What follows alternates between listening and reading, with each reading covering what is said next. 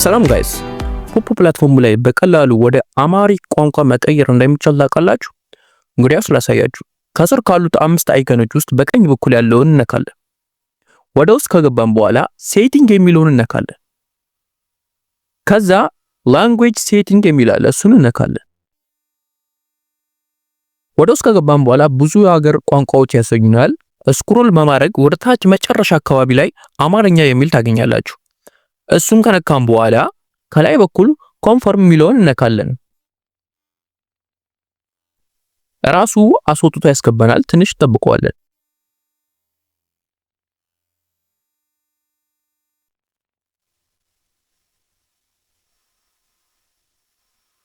አሁን እንደምታዩት ሁሉም ቋንቋዎች ወደ አማርኛ ተቀይረዋል ማለት ነው።